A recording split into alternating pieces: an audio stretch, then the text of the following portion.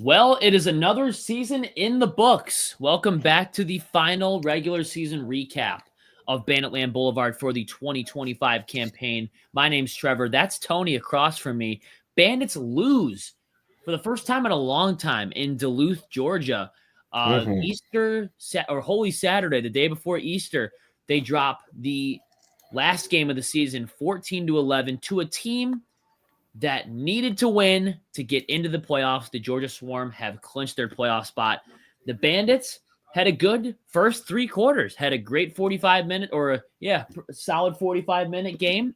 And then it Mhm. all unraveled right in front of their face in the last 15 minutes.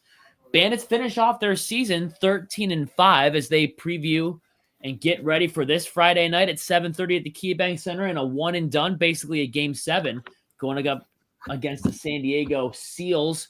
But we're Mhm. here to recap the Georgia Swarm game. We will get into the pregame later on in the week for the Sure. first playoff game. Lucky 13 or unlucky 13? Bandits finished their season with 13 wins. They're 13-5. Tony, what did you feel about the game on Saturday? I mean, you could be upset by the fact that they didn't show up or score any goals there in the fourth quarter, and Mhm. that was one of the habits that I thought the Bandits really kind of snapped out of in the last few weeks of the season.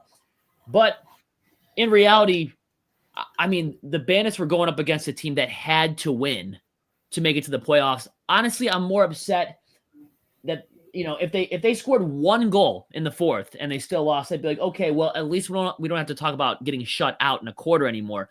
But Right. you're facing against a much more motivated team. You essentially had nothing to play for. Pretty much. I was also more pissed off that a lot of the starters were playing, and we saw Nick Weiss go down there in the first half, and we saw Kyle Moose Matisse needed to be helped off the field. Looked like a That knee hurts. injury or a leg injury. So I was kind of kicking the couch in front of me a little bit, saying, why are these guys playing when they have essentially nothing to play for? Um, Mhm. I mean, if we're missing Kyle Matisse going into the first week of the playoffs, man, that sucks. That's a huge blow to your transition game. But how did you feel about the game overall? Well, positive side, like we're already clinched our first place. We're already going into Banditland. We got the home field advantage throughout the entire playoffs. That is the only positives. And with Connell Farrell having a great face-off game, winning over 50% of his face-offs, and that's something you're going to keep yourself motivated going into the following week. On the negative side, again, not seeing your rookies get out there and get your feet wet, but we all knew Chris Kluche needed to, and that was kind of sad for me. Not even to see a goal or two out of him Yeah. going against Georgia. That kind of like made me a little upset, but it's like, okay, he's just coming off injury. I get it. He's got to get his feet wet again. But again, after he came back the last time, he was like, he found his rhythm, but it just didn't seem like it was clicking for this game. Well, But Chris had his chances. He had a couple shots on goal. It was good to see that lefty sidearm back in the Bandits rotation. It was nice to see that shot come back. But I'm right. right there with you. I would have loved to see a goal or two out of him. I mean, that would have been nice. But hey, we got all the playoffs right in front of us to be able to see something like that. And I think Chris Kluche is healthy enough to play this Friday. But it was good to see him back Yeah, more than anything else. absolutely. Absolutely. But also for other guys to step up, I mean, Chase having a hattie, Scanlon, again, 2 goals out of the kid, not bad. Easily Chase Frazier's best game of the season by far. I would say by far he is his best game of the season. He needs to carry that kind of momentum. McKay having another Yep. 2-goal night, a 2-assist night. He's looking comfortable. That's the kind of thing you want to do, is feel comfortable going into the playoff week.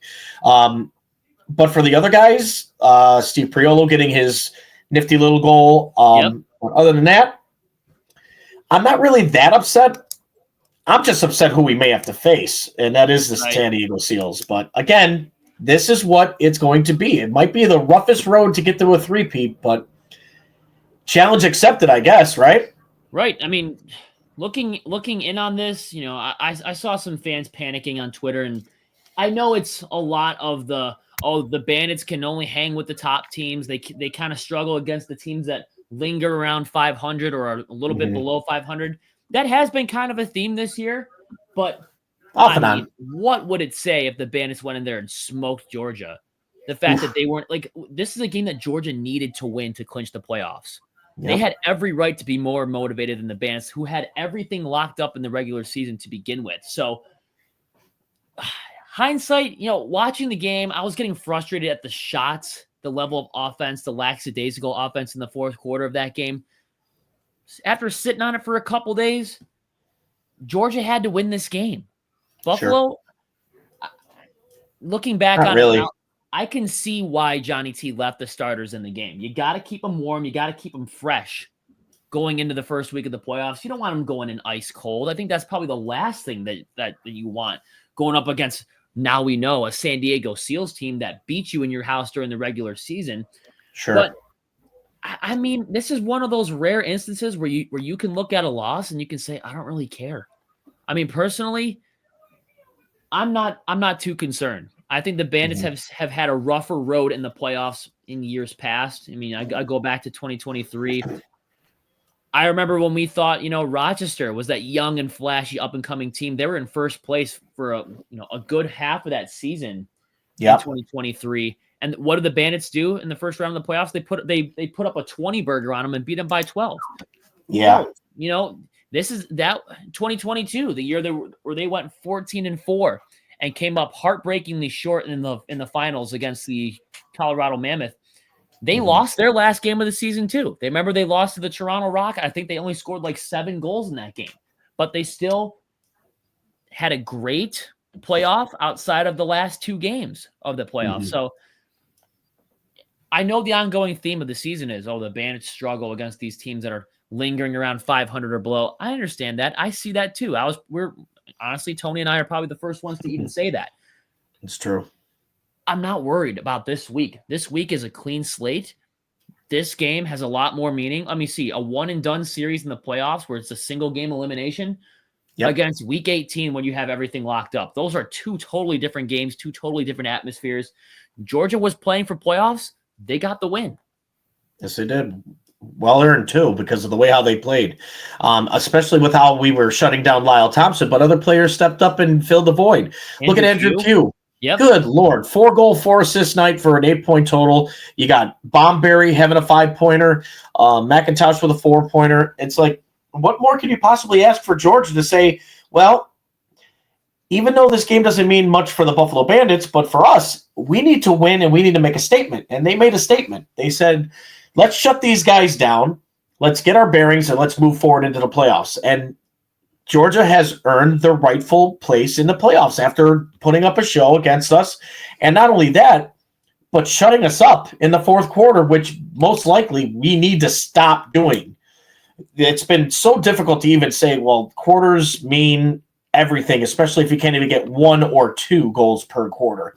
But the fact that you had 0, that could be bad news going into the playoffs, saying, well, offense needs to start a rebound week, and they better do it now because they can't afford to have a 0 on the scoreboard in any quarter in the playoffs. No, and hopefully they are getting that out of the way fairly quickly before the season, or before the new season even starts. Correct. I mean, that better be the last time we see an entire quarter without a crooked number on the board. I mean, come on.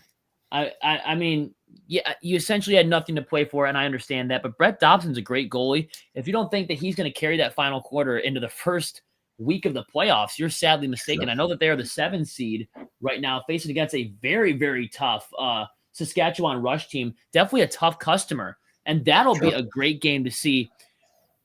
But as I was telling you off air, Tony, thank God we're not the Rochester Nighthawks, right? Who have to face against Christian Del Bianco, the hottest goalie in the game right now, who's 6-0 with the Vancouver Warriors since the trade deadline in a single game elimination. Yeah, when we said we had everything locked up for the regular season, I mean everything. I'd rather play San Diego 7 times than play Vancouver once in a single game elimination. I'd rather play them in a best of 7 where everyone's like, exhausted, everyone's injury prone at that point, than play Vancouver once, because Christian Del Bianco has pissed on some of the Bandit fans' hopes and dreams going all the way back to maybe 2019, where the Bandits walked into that into that postseason series thinking that they're don't stink, and they got shut out in both games. They lost that best 2 out of 3. They got swept in that 2 out of 3 series. Christian Del Bianco, I will be frank right now and tell you that he scares the absolute living daylights out of me, and I would much rather see him in a best 2 out of 3. At least the Bandits are going up against a team that they beat once in the regular season. They split against these guys. But if you look at the script, Tony, it's almost the exact same script as last year, if you think about it. The Georgia Swarm came into our house in December of last year, beat us. What do we do in the first round of the playoffs? Beat them. That's right. San Diego comes into our house in February, beat us in overtime. Yep. Can the script repeat itself? So it's not bad at all. It's last game of the season, whatever. 13-5 is a fantastic record. I had them previously going 12-6 in our season preview, so I almost got that right. But it's not like Georgia's a slouch team either. Georgia's a pretty damn good team. Their record says 9-9, but I think they're a lot better than their record says that they are. I agree. And I thought the Bandits defense played as well as they could have, especially due to the fact that shutting Lyle Thompson down almost completely there was God's work in itself.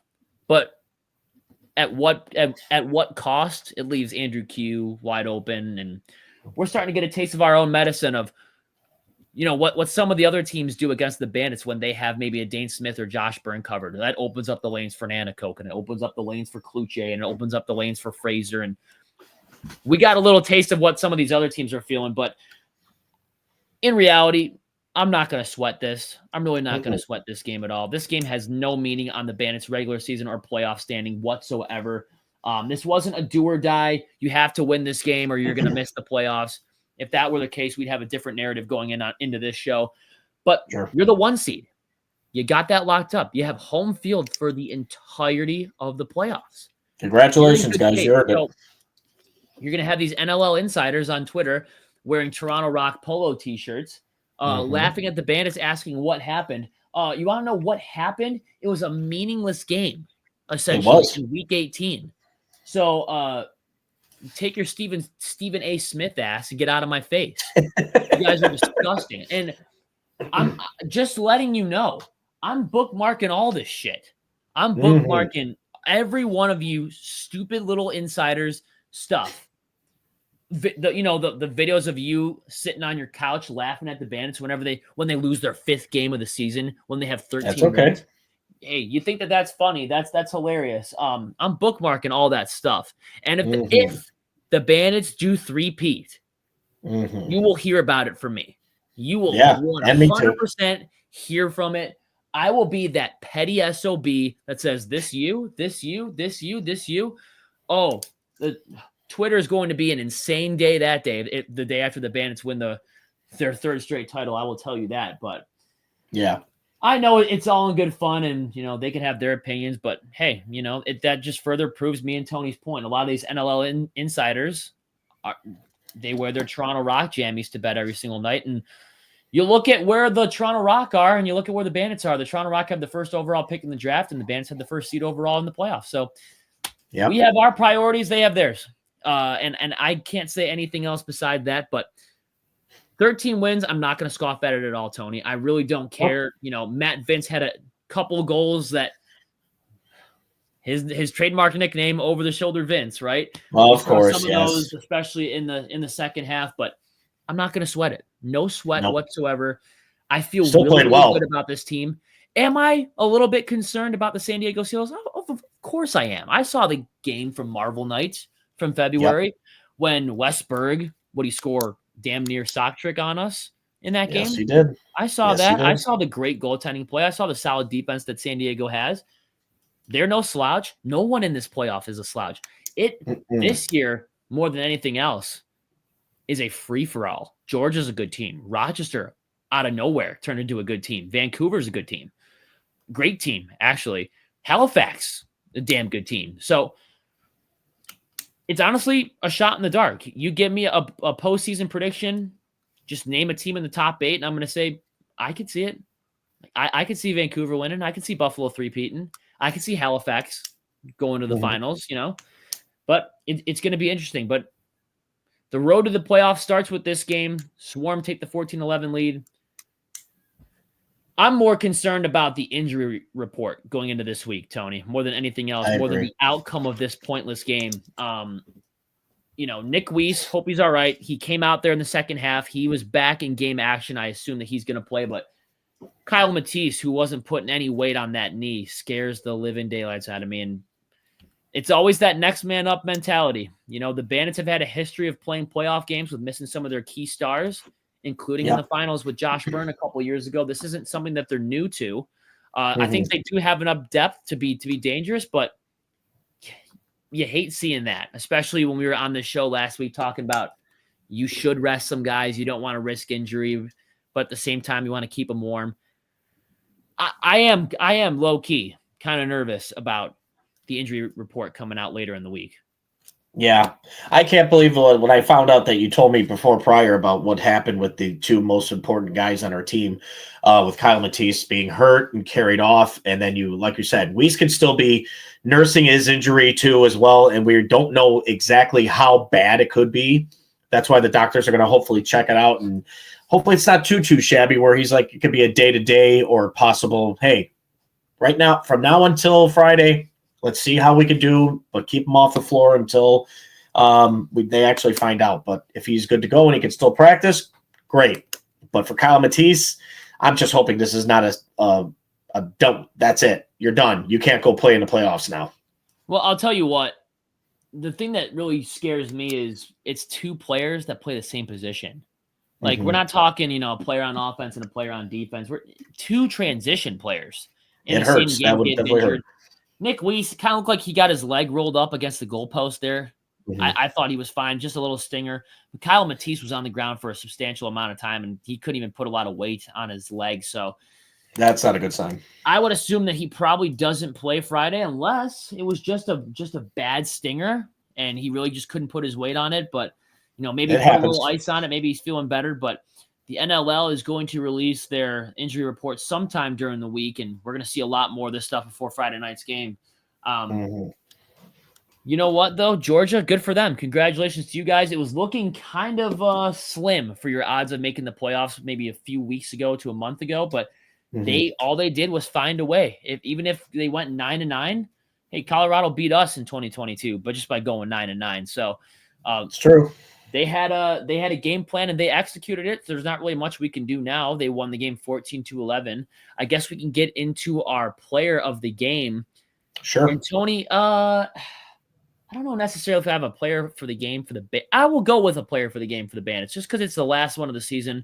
In reality, I'm going with Andrew Kew is probably my player of the game. But for the Bandits, I'm going with Chase Fraser. We saw a typical trademark Chase Fraser type of game. 3 goals, easily his best game that he's played all season long. He looked like Chase Fraser again. The secondary scoring, without him, the secondary scoring really wouldn't be a factor, and the Bandits really would have gotten smoked in this game if it wasn't for him. So, Chase Fraser, you are 100% my player of the game. Hopefully, you can keep this momentum up going into the first round of the playoffs. 95, we're counting on you.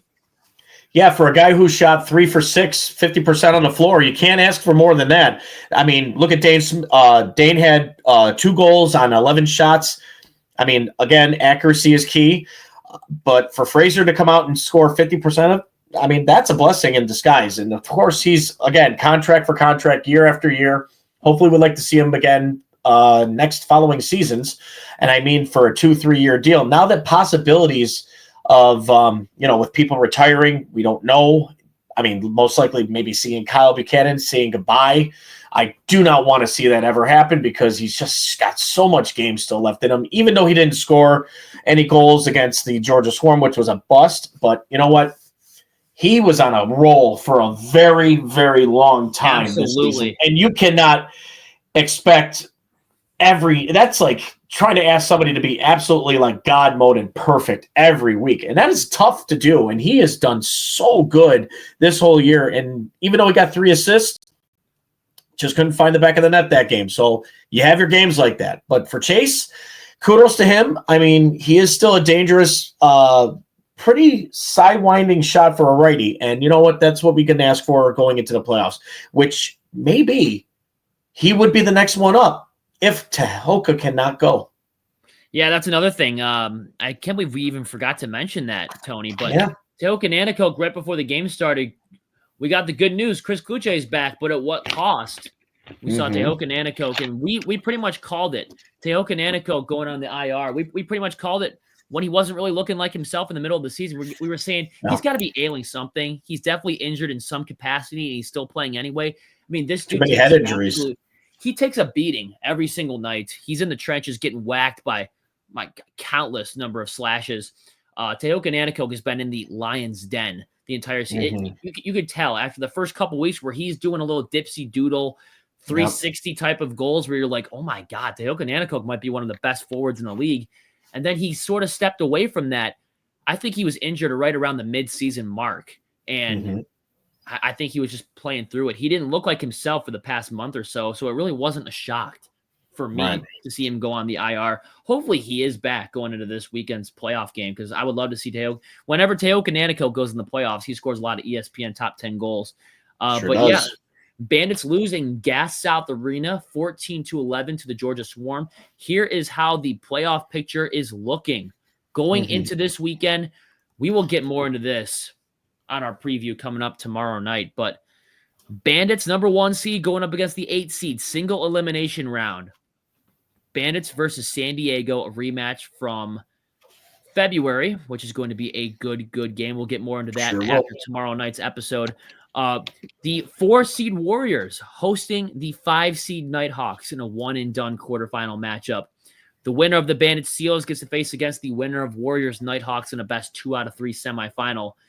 Going over the other side, the 2 seed Rush host the 7 seed Georgia Swarm in Saskatchewan, and the 3 seed Thunderbirds host the 6 seed Calgary Roughnecks in that other game. The winner of Rush Swarm faces against the winner of Thunderbirds Roughnecks in a best 2 out of 3. So it is not possible to see a Christian Del Bianco versus Buffalo Bandits finals, at least not for this year. But you get to see a little sneak peek of if the Bandits were to go back to the championship. They got 4 teams to choose from in these brackets. You either got the Rush, the Swarm, the Thunderbirds, or the Roughnecks. I like all 4 of those. All 4 of those matchups. I think they'd all be in the Bandits' favor. So just get through these first 2 rounds. We'll get into that after or during tomorrow night's episode. But I don't know, Tony. I felt like the season really flew by for me. But 13-5 ain't nothing to scoff at. Nope. 13 wins is still very impressive, especially out of 18 games, guys. That should be a goal for every year that you guys play. And they've done amazing things along the road. I mean, yes, we've had our woes. We've had our amazing strong 7-0 start. And then going from that to 4-4, and then having a little scare, and then getting back on track for the last 2 games, especially to seal the deal about being number 1 throughout the entire playoffs. But was this last game meaningful to a lot of Bandit fans? Maybe so. But if you statistically look at it, we're still locked in first. We shouldn't even be worried. The only thing we were worried about was injuries. That's the only thing. And yes, we did suffer a couple. But the fact is that we're still number 1. We have to collect our bearings, get prepped for the playoffs, because that's now going from regular season mode to playoff mode. And we cannot be afraid whoever comes to our house now. That's right. You can't. The new season starts now. Winner takes all mode. This is winner takes all mode. Use up all the energy that you've been saving over the past month when you're in your little mini slump. Exert that energy going into the first round of the playoffs in a single elimination quarterfinal. But 14-11 final score from the Georgia Swarm game. The Bandits dropped their season finale. And Tony, it is time to hit us with the sponsor. Banditland Boulevard would like to thank our main sponsor, and that is Mitchell's Tavern, located at 734 Sheridan Drive up in Tonawanda, New York. Guys, if you haven't tried it out yet, we in Banditland Boulevard, Trevor Hauer over there, including myself, Tony LaMonica, want you to go check out Mitchell's Tavern. Go for their food, their amazing service. They will treat you like family. Also, we'd like to thank Herney's Journeys. So if you guys want to book your next big vacation or trip, please contact Suzanne Pike at SuzannePike@Herney'sJourneys.com. Let her book your next big adventure. Also, we'd like to thank those all season long who has been watching us on YouTube, especially right through StreamYard. Give us that like, subscribe, hit that notification bell every time you hear about Buffalo Bandits lacrosse. And for those who just can't see us, well, you can listen to us on Spotify. Yes. Give us that 5-star rating. And if you guys always want to chime in and give us a call or say, hey, I got a question here, or I'd like to do a show for that. And we would love to have you come on board, talk nothing but Buffalo Bandits lacrosse. That's it. Just like that, the regular season has come and gone. It is history. That's in it. the history books, 13-5, the Bandits 13-5. finished their regular season campaign. On to the bigger and better season right now. And This is it. Beast mode time. Season, it is going to be a mini one, but hopefully it only lasts 5 games. And hopefully the Bandits go 5-0 in this new season. This is going to be tougher than that, I think. Shades of 2024 if they do that. Looking back on it, haven't lost a playoff game since 2023. So, hey, come on, this is go time. The regular season is over. You've had enough time to prepare. Get ready for round 1 against the San Diego Seals. We will have that preview coming out for tomorrow. That is correct. And also, guys, play for pride. Play for those who are not with us anymore. Play for those who keep supporting you. Play for those who just is a fan but can't make it. And play for those that are making it for you. So do it for yourselves. Do it for the fans. Most importantly, do it for Buffalo. That's right. Do it for Buffalo. 3-peat, go tic-tac-toe for the city of Buffalo. But Let's Tony, the regular season is over. 13-5, number 1 seed locked up. Home field advantage Love for the it. playoffs. We got to end this last regular season recap with these 3 simple words. And Tony, what are those? And we always do it Chris Swinney's way. We always know, and we do love him. In 3, 2, 1. Let's go, Bandits. Let's go, boys. Make a statement throughout the entire playoff picture. Go put boots to asses right now. Let's go. Asses. Let's go, Bandits. Come on now. Let's go.